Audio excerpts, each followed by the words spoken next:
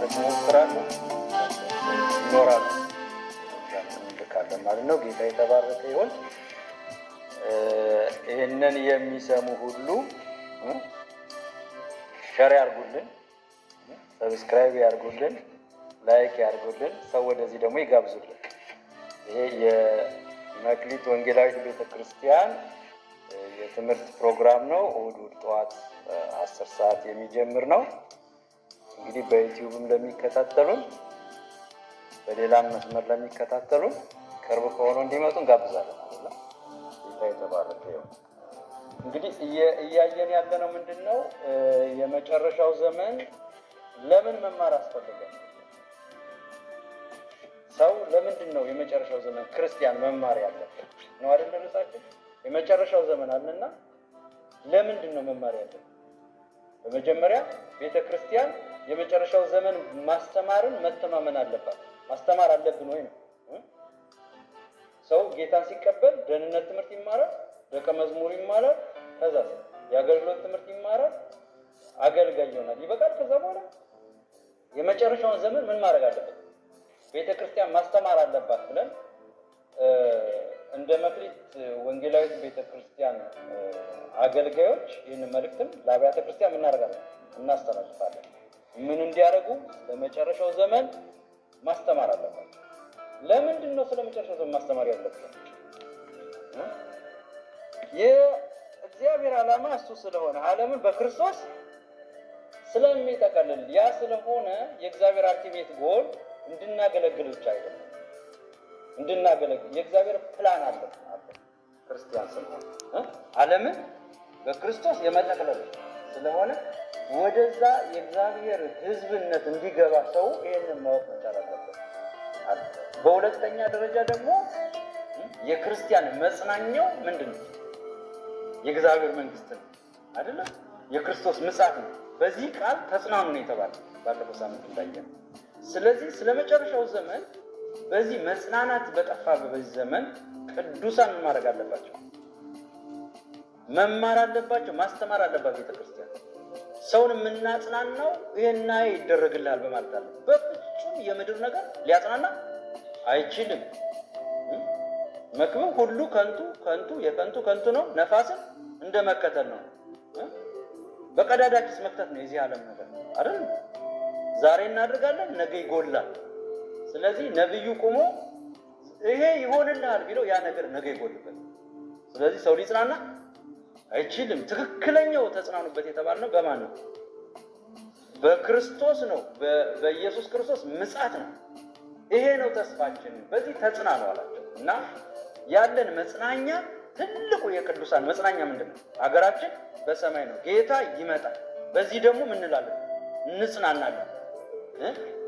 ይሄ ህመም፣ ይሄ ችግር፣ ይሄ ስቃይ፣ ይሄ ፔን የሚያልፈው ለዘላለም የሚያልፈው በምንድን ነው?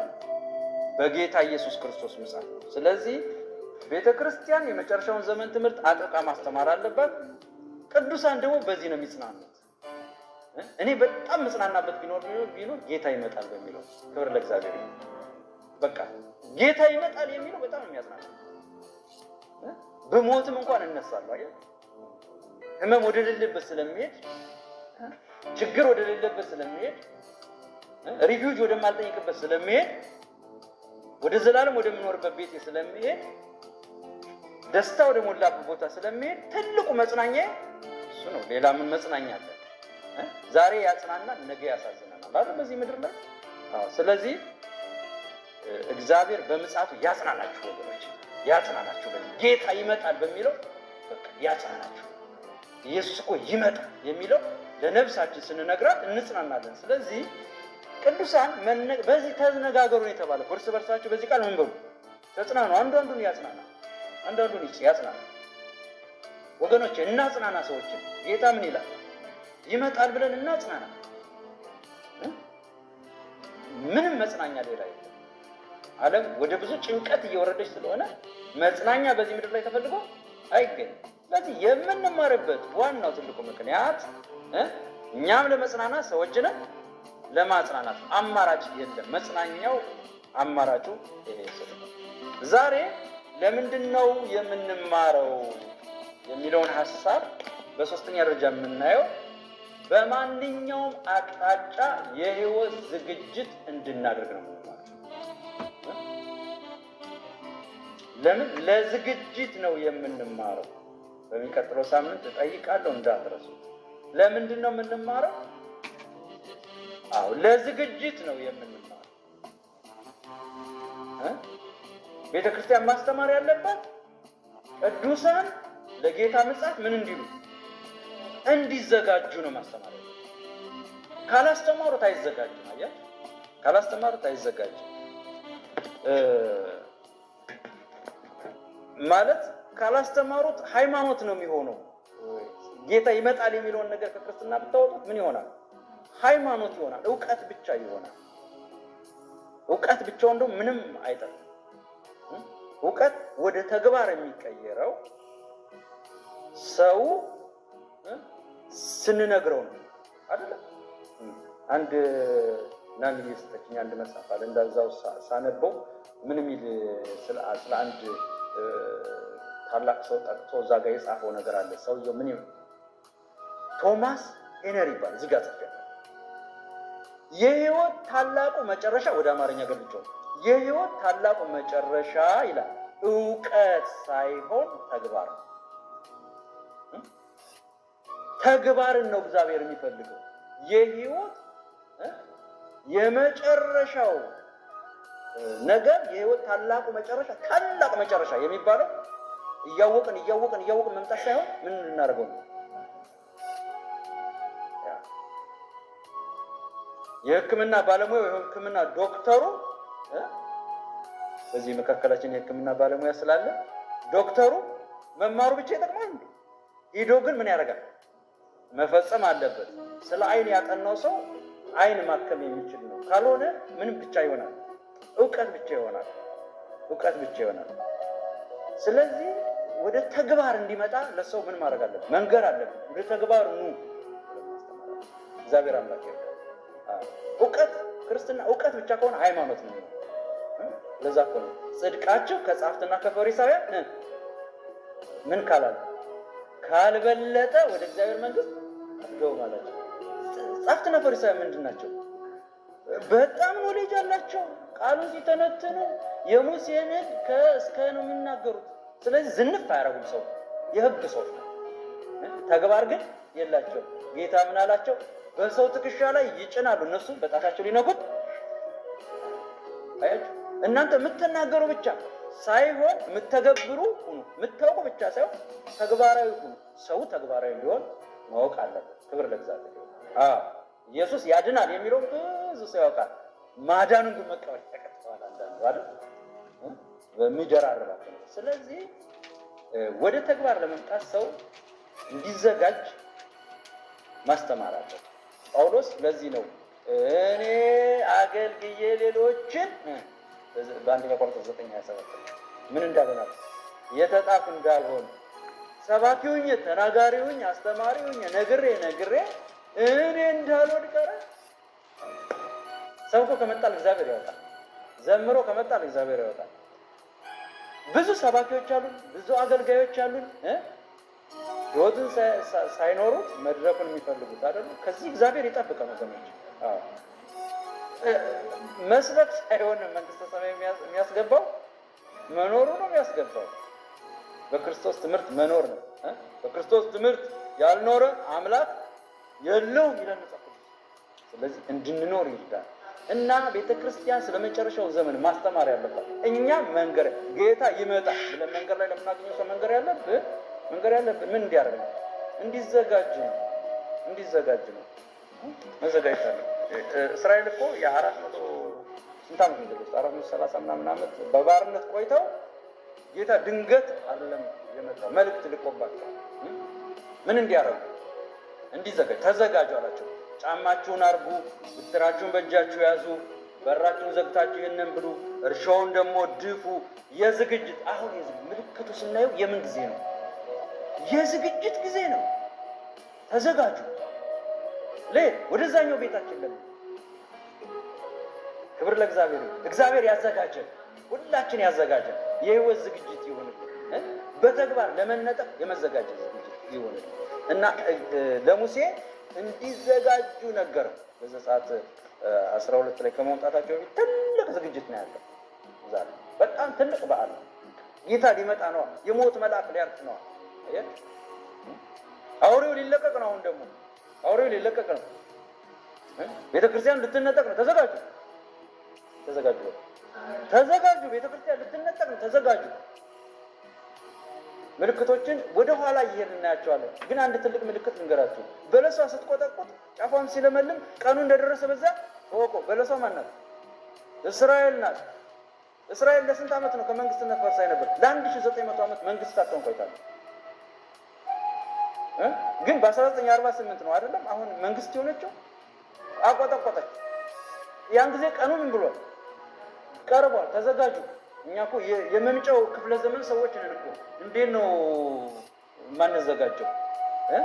ጦርና የጦር ወሬ ትሰማላችሁ። ይህ ሊሆን ግድ ነው። አንደኛውና ሁለተኛው ዓለም ጦርነት፣ ሌላውን ተውትና አይተናል። ምልክት፣ ትልልቅ ምልክት ዓለምን ያናወጠ አይደል? ሁለት ትልልቅ ጦርነት አይተናል። ጦርነት ራሱ ጊዜው ምንድን ነው? ቀርቧል። ተዘጋጁ። ሰው እንዲዘጋጅ ማስተማር አለበት ቤተክርስቲያን፣ ማስተማር አለበት። የዝግጅት ጊዜ ነው አሁን። በዛ ላይ ደግሞ የድህዛዜ ጊዜ ኖህ መርከቡን እየሰራ ኖህ መርከብ እንደ ኖህ መርከብ ነው የሚመጣ የሚለው አንዳንድ ወደ ኋላ አሁን እናያለን። አሪፍ እያለፈ መናገር ጀመረ። ኖህ መርከቡን እየሰራ ሰው እየሰቀበ ነበር። በዚህ ጠራራ ፀሐይ ነበር። በዚህ ጠራራ ፀሐይ 100 ምናምን ዓመት ነው ይሰራ አይመስልም እኮ 100 ዓመት የተሰራ መርከብ። ያን ጊዜ ያገቡ ነበር፣ ይጋቡ ነበር፣ ይዘፍኑ ነበር፣ ደንዝዘው ነበር። እግዚአብሔር ከዚህ ያውጣል። ፊሽካው እየተነፋ ነው። እንዘጋጅ፣ እንዘጋጅ። ወይ እሱ በድንገት ይመጣል ወይ እኛ ቀድመን እንሄዳለን። እንዘጋጅ። ያም ሆነ ግን እንነጠቃለን። ለመነጠቅ ምን እናድርግ? እንዘጋጅ፣ እንዘጋጅ። ክብደት አታብዙ፣ ብዙ ዕቃ አትያዙ። ጌታ የተባረከ ይሁን። እስቲ ብዙ ዕቃ አትያዙ በሉ። ምን አይነት ቃል ነው የመጣው? እስቲ ብዙ ዕቃ አትያዙ በሉ።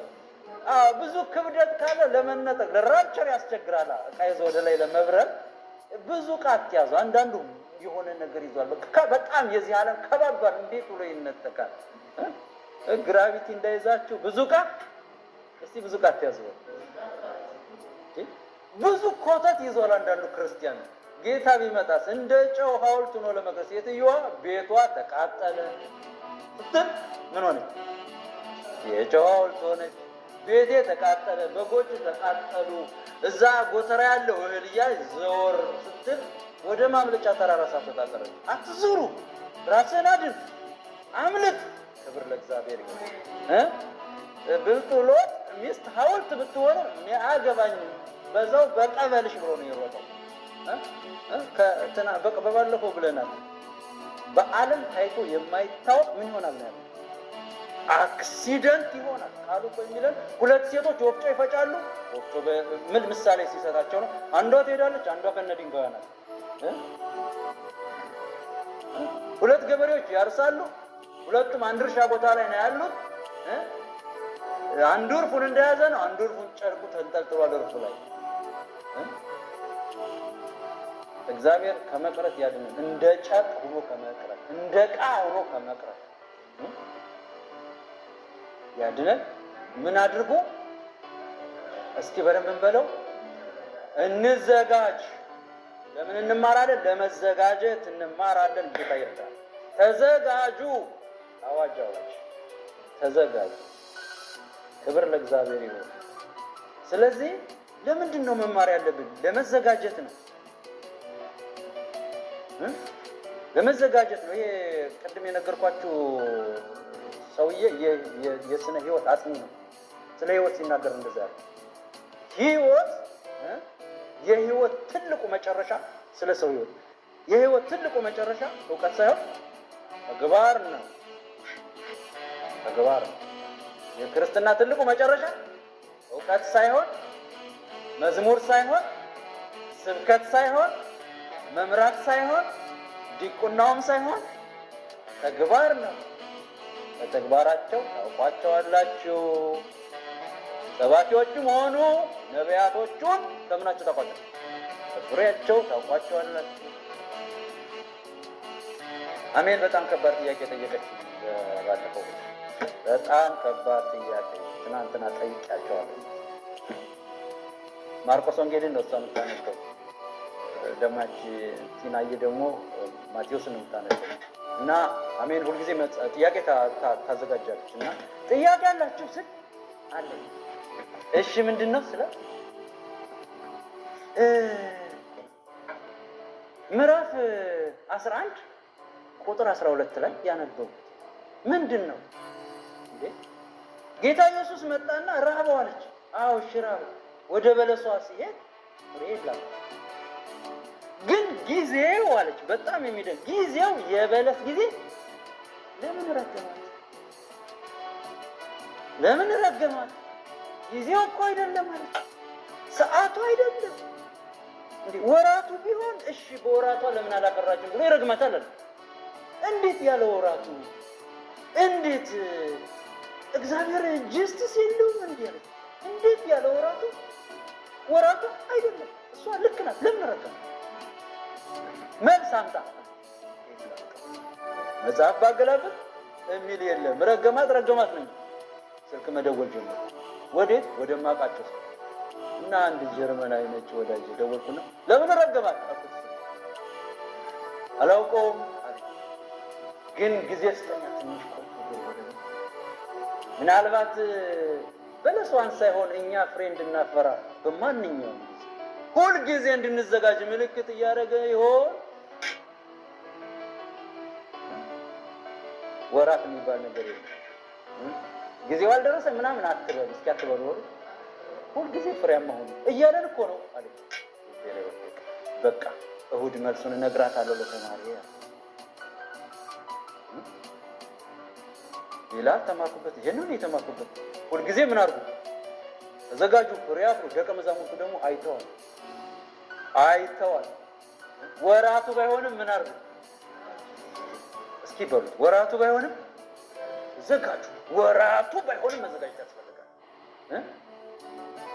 እየነገረን አይመጣም ከአባት በቀር ማንም። ተዘጋጁ።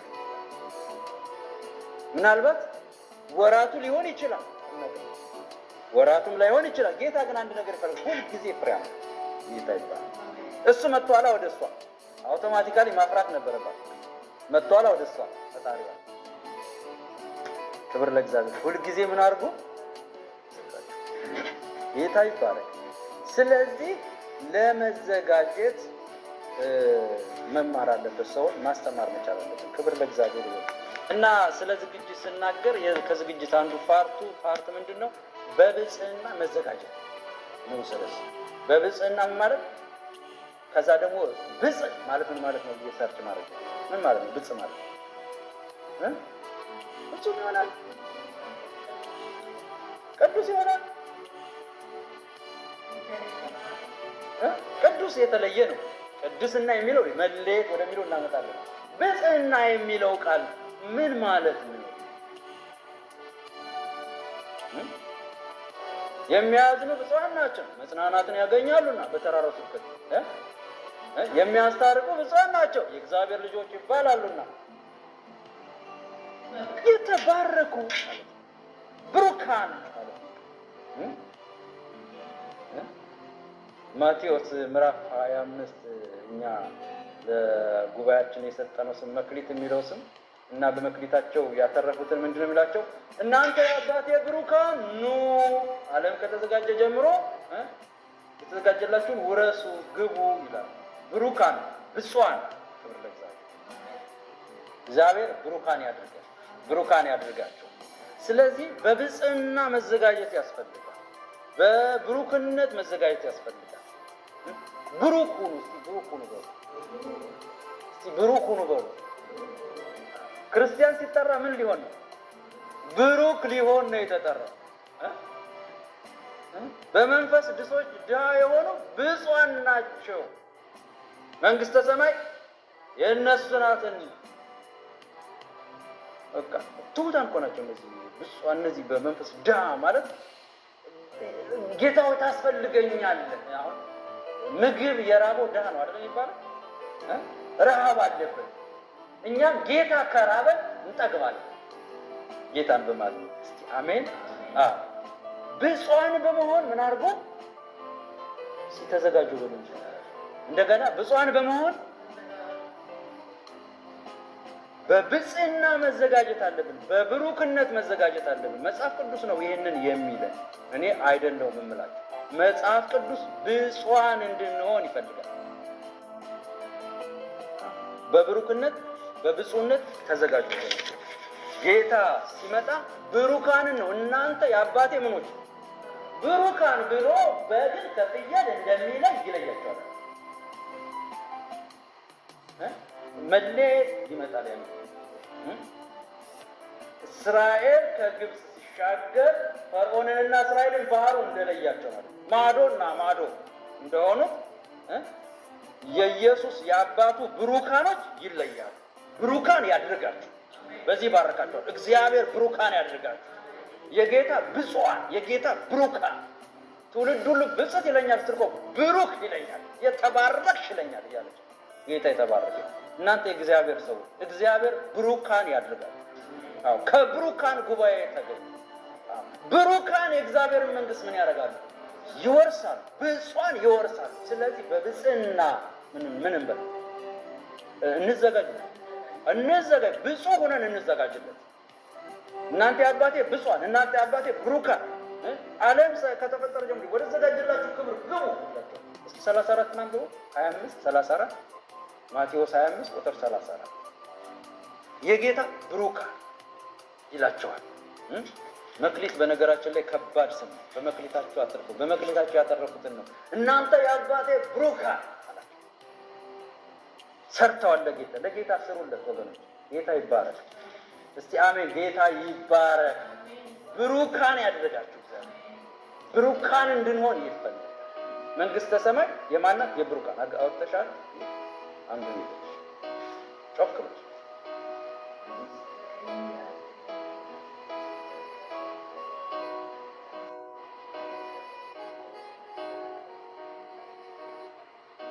እናንተ አባቴ ምን ብሩካን፣ በብሩክነት እንዘጋጅ። ብሩካን እንድንሆን ጌታ ይፈልጋል። የምንከተለው ሃይማኖት አይደለም፣ ህይወት ነው የምንከተለው። ተግባር ነው ጌታ የሚፈልገው። በተግባር የተገለጠ ጌታ ኢየሱስ እኮ በተግባር ተገልጧል አይደል? በተግባር ስለተገለጠ በተግባር እንድንኖርበት ይፈልጋል። ዛሬ በራዕይ መጽሐፍ ላይ ካሉት ስለ ብፅዕና ከሚናገሩ 3 ጥቅሶች አይተን ነው የሚጨርሰው። በመጀመሪያ ራዕይ ምዕራፍ 1 ቁጥር 3 ላይ ያለውን አነበዋል። ዘመኑ ቀርቧልና ማን ነው የሚያወጣው? 3 ማን? ራዕይ ምዕራፍ 1 ቁጥር 3 እኔ አነባለሁ። ዘመኑ ቀርቧልና የትንቢቱን ቃል የሚሰሙና በውስጡ የተጻፈውን የሚጠብቁት ብፁዓን ናቸው። ዘመኑ ምን ብሏል? ቀርቧል። የጌታ ምጽአት ዘመን ምን ብሏል? ቀርቧል አለ። ዘመኑ ቀርቧል። ቀርቧልና የሚያነበው የትንቢቱንም ቃል የሚሰማውና በውስጡ የተጻፈውን የሚጠብቁት ብፁዓን ናቸው። በመጀመሪያ የሚያነበው ክብር ለእግዚአብሔር። አንብቡ መጽሐፍ ቅዱሳችሁን፣ መርምሩ። መጽሐፍ ቅዱስን ማንበብ አለብን ሁልጊዜ። አሁን ዘመኑ ደግሞ የተራቀቀ በኦዲዮ መስማት እንችላለን አይደለም? በጆሮአችን መስማት እንችላለን፣ ቁጭ ብለን ማንበብ እንችላለን። የሚያነቡ ብፁዓን ናቸው፣ የሚመረምሩ ብፁዓን ናቸው። ማንበብ መመርመር ምንን ያሳያል? ጌታን መፈለግን ያሳያል። ጌታን መፈለግን ደግሞ የሚያነቡ ናቸው። ጌታ የሚገለጥባቸው የሚያነቡ። እኔ በጣም አንድ ነገር አየሁ እዚህ ላይ መጽሐፍ ቅዱስን ሳጠና ጌታ ኢየሱስ ክርስቶስ መወለዱን በኮከብ ተመርተው የመጡ ምን አይነት ሰዎች ነበሩ? እነዚህ 70 ሰገል የሚባሉ ሰዎች ከምስራቅ መጡ። ኮከቡንም አይተው አይሁዳዊ እኮ አይደለም፣ አይሁዳዊ ናቸው አይደለም። ኮከቡንም አይተው ጌታ በየት እንደተወለደ ምኑን አይተው ኮከቡን አይተው የጥበብ ሰዎች ላይ መጡ እና ስጦታ ይዘውልናል። አውቀውታል። እነዚህ ሰዎች ስለዚህ ኮከብ ከየት ነው ያወቁት? ከየት አመጡት? ማን ነገራቸው? መልአክ ነገራቸው? ከየት አመጡት? እንዴት ተዘጋጁ? እነዚህ እኮ የኦሪት አማኞችም አይደሉም እኮ፣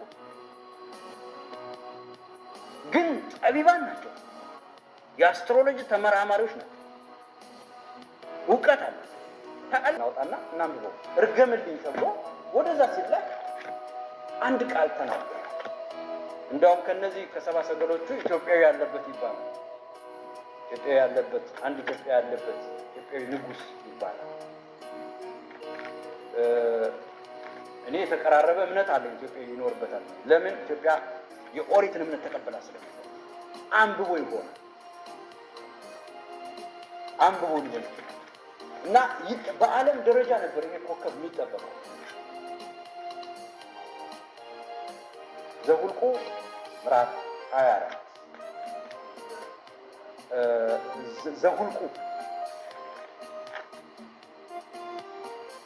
ዘኍልቍ ምዕራፍ 24 ቁጥር 17 ማን ነው ያወጣው?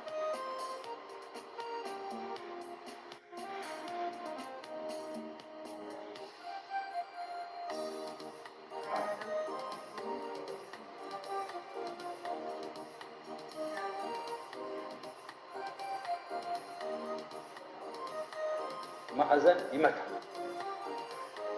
እነዚህ ሰዎች እነዚህ ኮከብ ቆጣሪዎች ከያዕቆብ ምን እንደሚወጣ እንኳን ኮከብ ይወጣል፣ በትር ይነሳል ብሎ ይሄ በለዓም የተባለ ሰው የተናገረውን አያለው። አሁን ግን አይደለም፣ ሩቅ ነው። ከያዕቆብ ኮከብ ይወጣል።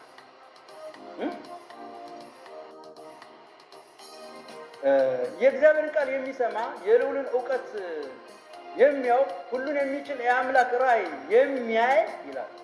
የወደቀው ዓይኑም የተከፈተለት እንዲህ ይላል፣ አየዋለሁ፣ አሁን ግን አይደለም፣ እመለከተዋለሁ፣ በቅርብ ግን አይደለም። ከያዕቆብ ኮከብ ይወጣል፣ የሞዓብንም ማዕዘን ይመታል፣ የሴይርም ልጆች ያጠፋል፣ ኤዶምን ርስት ይሆናል፣ ጠላቶቹ ሴይር ደግሞ ርስት ይሆኑታል እያለ አሕዛብን ሁሉ እንደገና እንደሚገዛ በክርስቶስ እኮ ነው የተገዛ ነው አይደለም? ይህንን መርምረው ያወቁ ናቸው።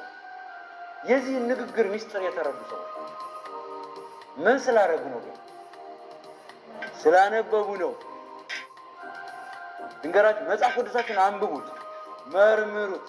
ክብር ለእግዚአብሔር። የሚያነቡ ምንድን ናቸው? ብፁዓን ናቸው ማለት የእግዚአብሔር ብሩካን ናቸው። ክብር ለእግዚአብሔር ይሁን። ብሩካን ያደርጋችሁ እግዚአብሔር። አንባቢዎች እንደ ቤሪያ ልጆች መጽሐፍን የሚመረምሩ ይላቸዋል። ውስጥ ምንድን ነው የተጻፈው? ለምን መጽሐፍ ቅዱስ አታነብም ሲሉት አሉ አንዱ ፓስተር ምን ሰርቶ ሊበላል?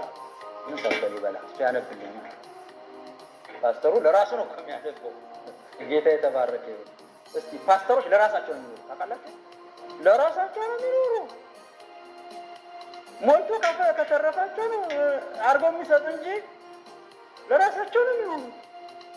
ማንንም መንግስተ ሰማይ ይዘው አይገቡም። እነሱም ሊቀሩ ይችላሉ። እግዚአብሔር አምላክ ይርዳን፣ በሕይወት እንድንኖር ይርዳን። እንዘጋጅ፣ ቃሉን አንባቢ እንሁን። አሁን ዘመኑ የወሬ ስለሆነ ብዙ የምንሰማው ነገር አለ አይደል? ብዙ የምናነበው ነገር አለ። ሁሉ ንግግር ነው አይደል? ሁሉም እኔን አንብበኝ፣ እኔ ሰብስክራይብ አድርግልኝ፣ ምን አድርግልኝ፣ እኔ ሁሉ የሚል መጽሐፍ። ክብር ለእግዚአብሔር። መጽሐፍ ቅዱስን እናንብብ፣ እንመርምር። መጽሐፍ የሚነግሩንን ተግባራዊ ለማድረግ እንነሳ። እነሱ ናቸው ምን የተባሉ? ብፁዓን የተባሉ። የሚያነበው ካለ በኋላ የሚሰሙ ምንድን ናቸው? ብፁዓን ናቸው። ስማ በሉ። ስማ ማለት እንደ ድምፅ ሳይሆን እንደ ከበሮ ድምፅ ሳይሆን እንደ እግዚአብሔር ድምፅ እንስማ። ጌታ የተባረከ። የሚሰሙ ቃሉን የሚሰሙ ሪስፔክት አድርገው የሚሰሙት ቁጭ የሚሉ እግር ስር እንደ ማርያም የሚሆኑ ምንድን ናቸው? ብፁዓን ናቸው። የብፅዕና ጥሪ እናደርጋለን።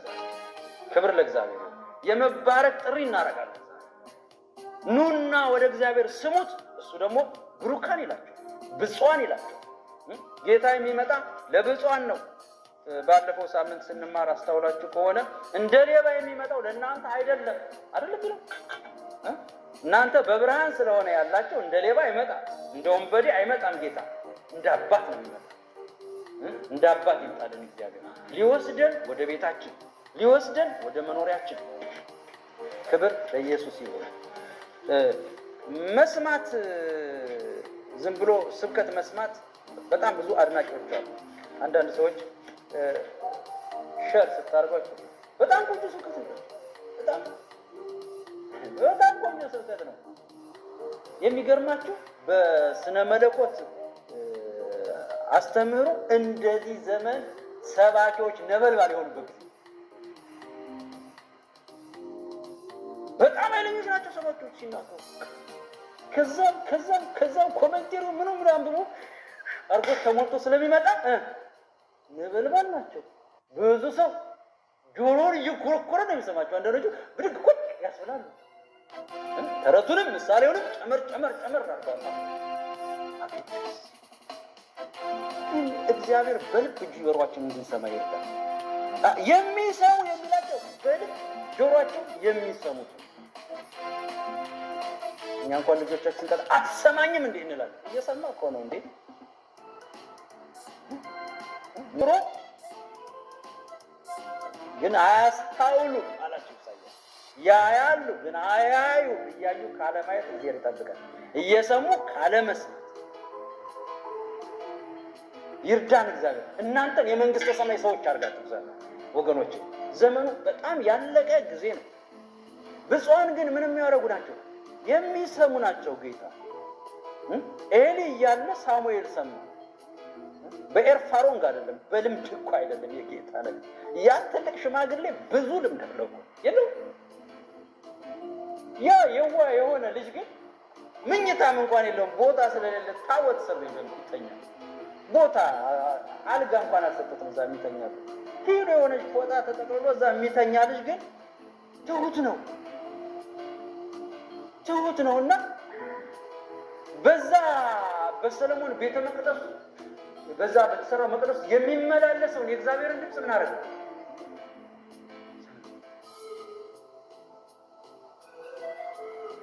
ለይቶ ሰማ።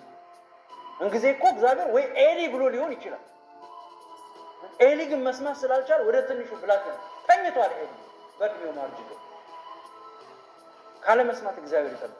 ጥፋት ወደ እስራኤል እየመጣ ውድቀት ወደ እስራኤል እየመጣ ኪሳራ ወደ እስራኤል እየመጣ በመቅደስ ውስጥ ያለውን ድምፅ አልሰማም። ያ ትንሽ ብላቴና ግን ጠራኝ እንዴ? በትክክል እኮ ስለሰማ። ኧረ እኔ አልጠራሁም። ሂዶት አሁንም ሌላ ድምፅ መጣ። ጠራኝ እንዴ? ኧረ አልጠራሁም እኔ። እንግዲህ የሆነ ነገር ሰምቷል ማለት ነው። የብላቴና ውይ ምኑን አመጣብኝ ብሎ ሳይሸክኩ አልቀረም። ምን ሰማብኝ ብሎ እሰማለሁ ተናገር በለው። ጌታውንም አልጠየቀም። የምትሰሙ ያድርጋችሁ፣ የምንሰማ ያድርገን። ክብር ለእግዚአብሔር ይሁን።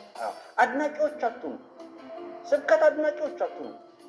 ከስብከት ውስጥ ግን የሚጠቅማችሁን ነገር ውሰዱ። ሃይማኖተኛ አትሁኑ። ከሃይማኖት እንውጣ። የሚባል ሃይማኖት ውስጥ አትሁኑ። የሆነ ሃይማኖት የሆነ ኮሚኒቲ ህብረት ውስጥ አትሁኑ። ህይወት ውስጥ ሁኑ። ክብር ለእግዚአብሔር ይሁን። ኃያሉ እግዚአብሔርን እንስማው። ምን እያለ ነው እግዚአብሔር? በዚህ ዘመን እየተጮኸ ያለው ድምፅ ምንድን ነው? ጫጫታው ምንድን ነው? ምንድን ነው እየሆነ ዓለም ላይ እየተከሰተ ያለው ነገር? ምን ኳኳቴው ምንድን ነው? የጦርነቱ ሲምፕተሙ ምንድን ነው?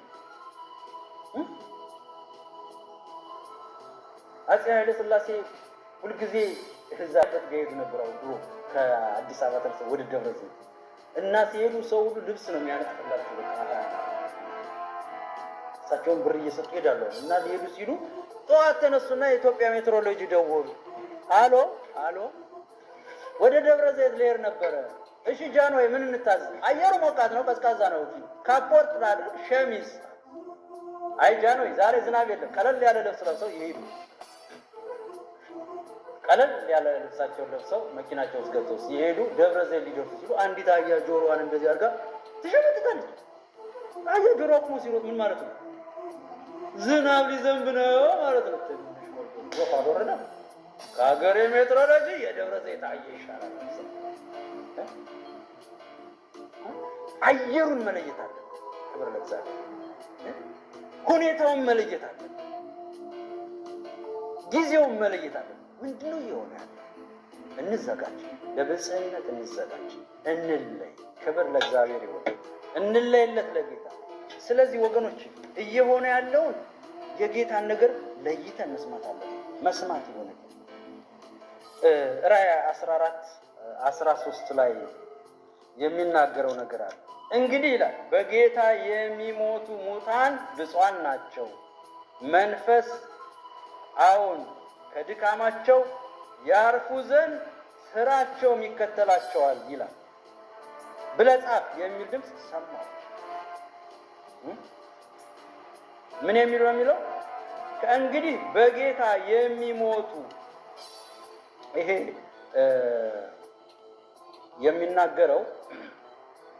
የሚናገረው በእርግጥ ቤተ ክርስቲያን ከተነጠቀች በኋላ ያለውን ነው የሚናገረው። ራእይ 14 ግን ስለ ዝግጅት በጌታ ሆኖ ስለመሞት ነው የሚናገር። እኛ ነው የሚያፈርታል። ክብር ለእግዚአብሔር ይሁን። መጽሐፍ ቅዱስ ሲናገር በዛም በዚህም ነው። ወደዛም ይናገራል፣ ወደዚህም ይናገራል። በጌታ ሆነን መሞት ማለት እየሰማ ነው። ምን ማለት ነው? መሞት ጌታን ሰምታችሁ ሞት። ጌታን ሰምቶ መሞት ይሁንልን። እንግዲህ በጌታ የሚሞቱ ሁሉ ብፁዓን ናቸው። ከድካማቸው ምን ይላሉ? ያርፋሉ። ስራቸውም ደግሞ ምን ያደርጋቸዋል? ይከተላቸዋል። ምን ሆነው የሚሞቱ? በጌታ ሆነው የሚሞቱ። ተፈተነ አልተፈተነም፣ መከራ መጣበትም መከራ አልመጣም፣ ጌታን ይዞ የሚሞት ሰምተነው እንሙት። ጌታን እየሰማ ነው እንሙት። ይሄ ገብቷቸው ነው አባቶች በመጋዝ ሰንጥቀው በአውሬ ተበልተው ጌታን ይዘው ምናው ሞቱ። በዘይት ተቀቅለው ሞቱ። ከማን ጋር ሆነው? ምንድን ናቸው እነዚህ? የአባቱ ብሩካን ናቸው። እስከ ሞት ድረስ የታመናችሁ ያደርጋችሁ። በሞታችሁ ቀን በንዛዜያችሁ ቀን የኔ አባት ወደ መጨረሻ ጌታን ተቀብሏልና እዛ ጋብያቴ ማለት ነው። ስደቱ በጣም ከባድ ስለሆነ የተከበርኩ ሰው አንተ የተባልኩ ሰው ሰዎች እንዳይሰሙኝ ካለ በኋላ ሊሞት ሲላሉ የኔ ጓደኛ ቀረው። ጥሩልኝ እሱ አሁን እኔ መሄዴ ስለሆነ ያን ፓስተር የልጄን ጓደኛ ጥሩ። በመጨረሻ ማንን ይዤልኝ? ጌታን ይዛችሁ። ብዙ ሀብት ብትሰበስቡት ምንም አያረባም፣ አይጠቅምም። ይጠቅማል እንዴ? አይጠቅምም። የንስሐን ፍሬ አድርጉ አይደል የሚል ቃሉ? የንስሐን ፍሬ ምን በሉ አድርጉ። ንስሐ ምን አለው? ፍሬ አለው። ፍሬያማ ሆናችሁ ሙቱ። ክብር ለእግዚአብሔር። እንደዚህም በደሰሚዎቻችን ፍሬያማ ሆናችሁ ሙቱ፣ ትነሳላችሁ። አንዲት የስንዴ ቅጣት ትሞትና ኃያል ሆና ብዙ ናት ትነሳለች። ሞቶ እኮ ሲነሳ የሆነ ነገር ኃያል ነው አይደል?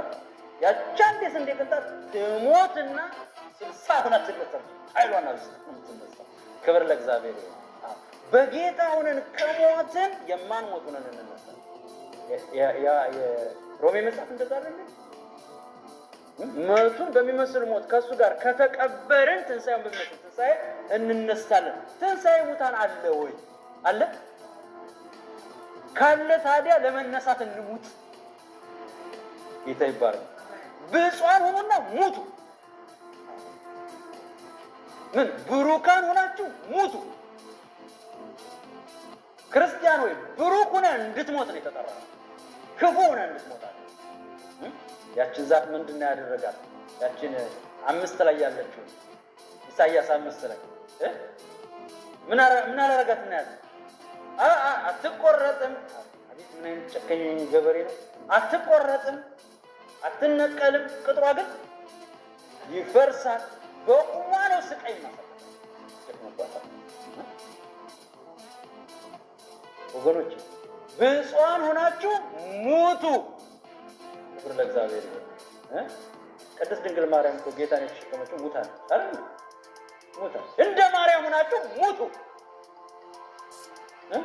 እስቲ አሜን በሉ። እንደማን ሆነን እንሙት? እንደ ማርያም ሆነን እንሙት። ትንሣኤ ስላላት፣ ትንሣኤ ስላለን፣ ክብር ስላላት፣ ክብር ስላለን አሟሟታችን የቅዱሳን ሞት ይሁን። በጣም ይገርመኛል። እኔ በዚህ በዘኍልቍ መጽሐፍ ላይ የጻድቁን ሞት እኔ ልሙት። የጻድቅ ሞት ያስቀናል። ሞት ለካ ያስቀናል። ሞት የሚያስቀናው የማን ነው? የጻድቅ ሞት ያስቀናል። እስራኤልን እርገምልኝ ተብሎ ተጠርቶ አየና፣ እስራኤል እኮ እንደ ሴት ደንጎል አንበሳን የተጋደመ የጻድቁን ሞት እኔ ልሙት። ሞታቸው ምን ያደርጋል? ያስቀናል። በጌታ ሆናችሁ ከሞታችሁ፣ ብሩካን ሆናችሁ ከሞታችሁ፣ የዋህ ሆናችሁ ከሞታችሁ ትነሳላችሁ። ይሄን ነው መጽሐፍ ቅዱስ የሚያስተምረን። አንዳንዱ ክፉ ሆኖ ነው የሚሞት። ወጥመድ ሆኖ ቸርቱት፣ ወጥመድ ሆኖ አስቸጋሪ ሆኖ ወይ በወሰደው እየተባለ ቆምጣጣ ሆኖ እግዚአብሔር ቆምጣጣ ሆኖ ከመሞት ያውጣችሁ። ቆምጥጦ ቸርች ነው ያለው፣ ግን ቆምጣጣ ነው። እስካሁን አልገባውም። አንዳንድ ከበሮ እንኳን ሲደበድቡት ጥሩ ይሆናል አሉ። ከበሮ እንኳን ሲደበደብ ነው። ብዙ ጊዜ ሲደበድብ ቆንጆ እየሆነ ይመጣል። አንዳንዱ ክርስቲያን ብቻው ብትደበድቡት ምን ቆንጆ መሆን ያቀርባል። እግዚአብሔር ቆንጆ ያርጋችሁ። ክብር ለእግዚአብሔር ይሁን። ብፁዓን ሆነን ነው መሞት ያለብን። እንደውም ዘንድሮ ሞት ቅርብ ነው። ሞት ቅርብ እኮ ነው። አላወቃችሁም እንዴ? ሞት እኮ ቅርብ እኮ ነው። ሰው እኮ አንዳንዴ ተኝቶ ምን አይልም፣ ኧረ ብሩካን ሆነን እንሙት። ለምን? እንድንነሳ። እነሳለሁ በሉ ባካችሁ። የጌታ መንፈስ በዚህ አለ። እስኪ እነሳለሁ። ክብር ለእግዚአብሔር።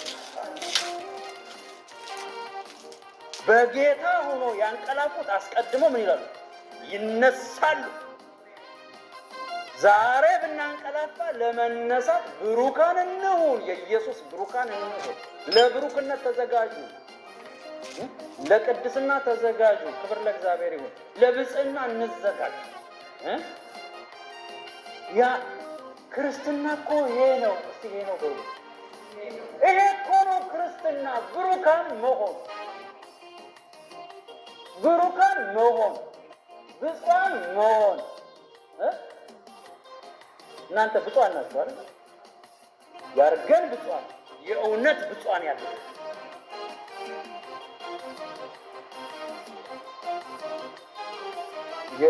የይሁዳ እናት የይሁዳን እናት እንዳለች ታውቃላችሁ።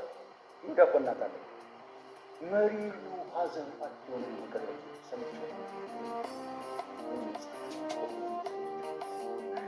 ሐዘኑ ምንድን ነው?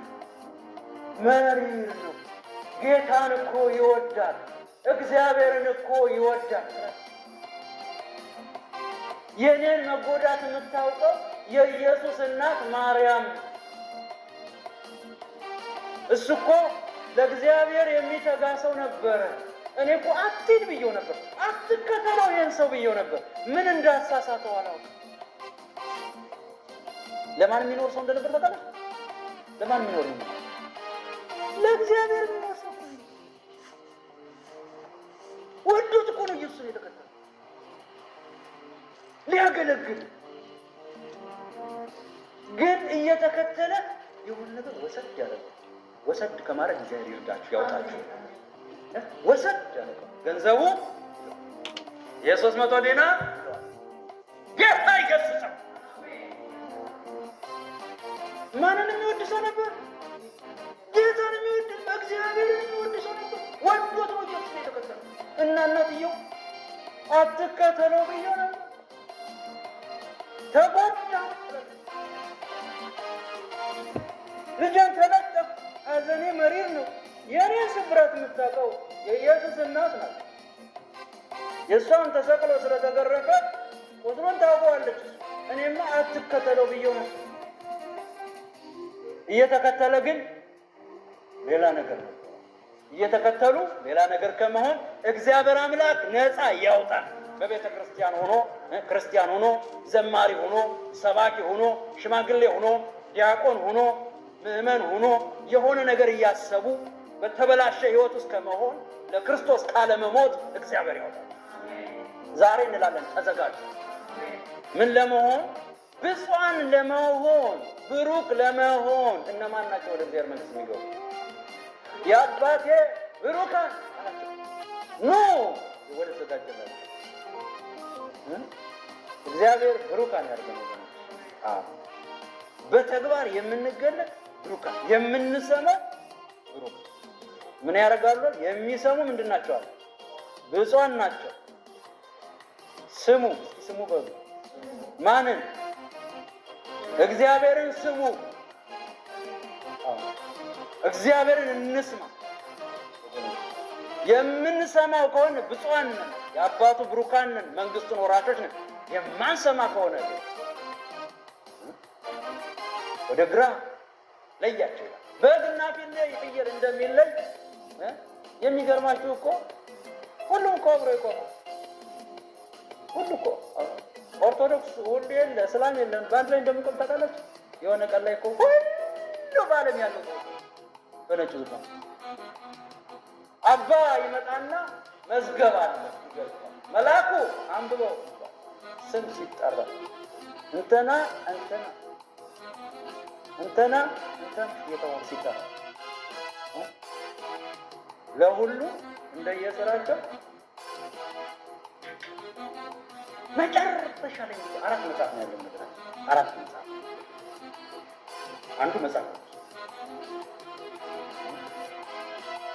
ይገለጥና መጽሐፍ ቅዱሳችን ስትሰብ ይሄን ለምንድን ነው እንዲህ ያረከው? ማንም አስተማሪ ሆኖ ይደክለዛ ወጣንቀቃተ የውሸት ነቢያት ጉዳቸው ይፈላል። ስተት አስተማሪ ጉዱ ይፈላል በቃሉ ነው። ሌላው የሥራ መጽሐፍ ነው። የሥራ መጽሐፍ ተግባር እንዴ ሆኖ ተግባር የሌለው መጽሐፎቹን ወደፊት ተንተን እናያቸው። አንዱ መጽሐፍ የእንባ መጽሐፍ የቅዱሳን ለቅሶ ይጻፍ 5 ናቸው መሰለኝ። አንዱ መጽሐፍ የምናወራው እግዚአብሔር የሚፈሩ እርስ በርሳቸው ተነጋገሩ። እግዚአብሔር ምን አደረገ? ጻፉ። ከዛ ያን ቀን ምን ይደረጋል? ይገለጣል። ስንት መልአክ እንደሚገልጸው ማለት ነው። መጽሐፍ ቅዱስ ይገለጣል። የመጨረሻው መጽሐፍ ሁሉ መጽሐፍ ከተኝ የእንባው መጽሐፍ ታየ። ያለቀሰው ያስለቀሰው። የሥራው መጽሐፍ ታየ። ራበኝ እያለ አልፈሽው የሄድሽው ታስሮ ያልጠየቅነው ታስሬ ጠየቃችሁን የተግባር መጽሐፍ ነው። ጴንጤ ሆይ ተግባር ላይ ተገለጥ። ሰው ነው ለእግዚአብሔር። ሰው ሁሉ በማን አምሳል ተፈጠረ? በዚህ እኩል ነን። ሁሉ ሰው የተባለው እስላም የለ፣ ቡዲስት የለ። ሰው የማን አምሳል ነው? የእግዚአብሔር አምሳል። ኢሜጅ ኦፍ ጋድ መንፈሱን ያሳረፈበት ባይገባውም ቢገባውም ኢየሱስ መስቀል ላይ ሆኖ የጠራው ና ያለው ግን ያልመጣው ሰው ወድቆ ተሰው አግኝተው ትተው ይሄ ካህኑም አይቶ ምን አለ? ገለል ብሎ አለፈ። ስራው ማንሳት ነበር የወደቀ ሰው። ሌዋዊው ነው ዘማሪው አየና ገለል አለ። አንድ ሳምራዊ ግን አያገባው። ምን አደረገው? አነሳው። ተመዘነች ስራው። ለድሃ የሚሰጥ ለእግዚአብሔር እግዚአብሔር የማንን ባለዕዳ እስላሙ ሁሉ የሰጠችው ይመልስላቸው። ያ የሥራ ምሳሌ ነው። ጴንጤ በር ላይ አሉ ብዙ ለማኝ፣ ኦርቶዶክስ በር ላይ፣ መስጊድ በር ላይ በልጠዋቸው ዊነር ናቸው እኮ በመስጠት እግዚአብሔር ይሸልማቸው። በነገራችን ችግሩ የመጨረሻው መጽሐፍ የሕይወት መጽሐፍ ሲገለጥ ግን ስማቸው እኔና እናንተ ምንም ስላላደረግን ሽልማት ሳይኖረን በሕይወት ብቻ እንኖራለን። እሺ ሽልማት እንዲኖራችሁ ስጡ፣ ለድሃው፣ ለራበው፣ ለሚያለው እንባብሱ። እግዚአብሔር ይመልስላችኋል። ሰው ነው እሱ፣ ሰው ነው። ወዴት እየሄድኩ ነው? ወደ ሌላ ሀሳብ ገባሁ። ጌታ የተባረከ ይሁን። ስለዚህ ወገኖቼ ስሙት፣ ብፁዓን ትሆናል። የማይሰማው ግን ምንድን ነው? ብፁዓን አይደለም። መስማት ማለት በተግባር መገለጥ፣ በሕይወት መገለጥ፣ እውቀት ብቻ ከመሆን እግዚአብሔር ያውጣችሁ። ተፈላሳፊ ፊሎዞፊያን ከመሆን የመጽሐፍ ቅዱስ ተፈላሳፊ ቃል እኮ እንደዚህ ነው። ሲከራከሩ ነው። ምን ማለት ነው መከራከር? ይልቅ ኢየሱስን መቀበል ነው። ሙግት እንደው እየተሰዳደው እንዲህ ነው እንደዛ ምን አሰደው ይርዳን። ተዘጋጁ። ምን ለመሆን ብፁዓን ለመሆን ተዘጋጁ እንጂ አሁን ብፁዕ ወቅዱስ ሌላ አይደለም። ብፁዕ ወቅዱስ እናንተ ናችሁ። ጌታ የተባረከ። ብፁዕ ወቅዱስ ማለት ክርስቲያን ለእግዚአብሔር ይቀደሳል፣ ለእግዚአብሔር ብፁዕ ይሆናል፣ ብሩክ ይሆናል። እግዚአብሔር መንግስት ምን ያደርጋል? ይወርሳል። ብፁዕ ወቅዱስ ለእግዚአብሔርን የሚሰማ ቃሉን የሚያነብ ነው። ብፁዕ ወቅዱስ ዘመኑ ስላለቀ ብፁዕ ወቅዱስ እንድትሆኑ ስሙ። ብፁዕ ቅዱሳን የሚኖሩ መንግስተ ሰማይ ስለሆነ ወደ ብፁዕ ቅዱሳን መኖሪያ ለመግባት መስማት ማንበብ ያስፈልጋል። ከዛ ደግሞ ምን ይላል በመጨረሻ? የሚጠብቁ ምኑን የሚጠብቁ? ቃሉን የሚጠብቁ። ዘመኑ ቀርቧልና የሚያነበው የትንቢቱንም ቃል የሚሰማና በውስጡ የተጻፈውን ቃል የሚጠብቁ እናቸው ብፁዓን ናቸው። ብፁዓን ናቸው። 16 ላይ 16 እንደዛ እነሆ እንደ ሌባ ሆኜ እመጣለሁ፣ ራቁትህን እንዳትሄድ አፍረትህም እንዳያዩ ነቅቶ ልብሱን የሚጠብቅ ብፁዕ ነው።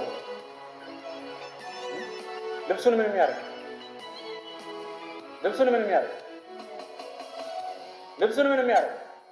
አላነበቡትም። የሚጠብቅ ራእይ ምዕራፍ 16 ቁጥር 15 ምንድን ነው የሚለው? እኔ ከተሳሳትኩ አንብቡት እስቲ። ምንድን ነው የሚለው?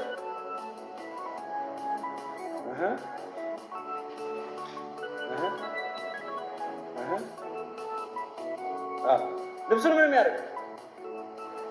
ይሄኛውን ክፍል ስትመለከቱት በጣም እንዳልኳችሁ ቤተክርስቲያን ከተነጠቀች በኋላ 3 መናፍስቶች የሚለቀቁበት ጊዜ ነው። 3 መናፍስቶች ይለቀቃሉ። ይሄ ጊዜው ከተነጠቀች በኋላ ነው። ግን እኔ ለዛሬ ወሰድ ለምን ብዙ የሚያረክስ ነገር ስላለ እና ብዙ እርኩሰት የሚሆንበት ጊዜ ነው። እና ልብሱን ምን ማድረግ አለበት? ሰው መጠበቅ አለ። ልብሱ ማለት ክርስቶስ መጠበቅ። ክርስቶስ ለብሳችኋል አይደል የሚለው? አዎ። ቅድስናችንን መጠበቅ አለብን። አንድ የሚሰራበት ቦታ ከዚህ በፊት ሲሰፈር ከመምጣቴ በፊት የሚሰራበት ቦታ በጣም የምትለክፈኝ ሰው ነበረች። በጣም ነው የምትተናኮረኝ። ታርገኛለች ጊዜ እና እንደ የሆነ እንደባብ ነው ማለት ካለች ወደዛ ነው የሚሄደው። ምክንያቱም ሁሌ ትናደፋለች። እኔ ደግሞ ዝም ብዬ ነው። ከዛ አንድ ጀርመናዊ ወዳጄ አንተ እንደዚህ እያደረገች ነው አሉ። ኦኬ ቢቴክ ምንድን ነው ስለው ልታስተላልፍብኝ አለ። ምንድን ነው ልታስተላልፍብኝ? እሷ ችግር አለባታ በውስጧ ችግር የተጠቃች ስለሆነች በክፉ የተጠቃች ስለሆነች ተበሳጭታ ስለምትመጣ ብስጭቷን ታስተላልፍብህና አንተ በራስህ ምን ታላለህ? ትበሳጫለህ። እሷ ትናገራለች፣ ቆይታ አንተ መልሰህ ታስተላልፋለህ። ወገኖች እንዳያስተላልፉባቸው። ለምሳሌ አንድ ይናገርና ምን ያደርጋቸዋል? ያናግራቸዋል። እንደዛ ነው ጎሰብ ያደርጓችሁና እነሱ አንድ ጊዜ ነው ጎሰማችሁ። እናንተ በጣም ትንጣጣላችሁ፣ የዋሆች ናችሁ። እናንተ ሰው ሁሉ ደግሞ እናንተ ምን ነካ? ምን እንደዚህ የሚያናግር ነገር አለ? አንድ ጊዜ እኮ ነው የነካችሁ። ያ ተንኮለኛ አንዴ ነው ነካ። ከዛስ በኋላ ወይንም ትግል እና ምን አለኛ ሰው ተጠንቀቃታል። ምን ነው ታስተላልፍ? እኔ መተላለፍ ማቀው የሆነ የጉንፋን በሽታ የሳል በሽታ ነው። ለካ ነገርም ምን ይላል? ይተላለፋል። አንደበታችሁ እንዳይረክስ ተጠንቀቁ። ክብር ለእግዚአብሔር ይሁን። ልብሳችሁን ጠብቁ አለ። የሚያረክስ የሚያቆሽሽ ብዙ ነገር አለ። ጌታ የተባረከ ይሁን። ልብሱን የሚጠብቅ ምንድን ነው አለ? እስኪ በሉት በደንብ። ልብሳችሁን ጠብቁ ብፁዓን እንድትባሉ ብሩካን እንድትባሉ። ብዙ የሚያረክስ ነገር በዚህ ምድር ላይ አለ። ስጋ ቤት ነበረንና ስጋ መሬት ላይ ሲወድቅ እንዳታነሳ ስጋ ወድቆ አፈር ይዞ መለስ እንዳትወድቁ አፈር ይዛችሁ። እዚህ ምድር ላይ ብዙ ቆሻሻ ነገር ነው ያለው። አሁን ነብዩ ኢሳያስ ምን አንደበቱን አረከሰ? ምን አንደበቱን አረከሰ? አንደበቱ በረከሰ እዚህ መካከል ነው የምኖረው። እኔም አንደበቴ ምን ብሎ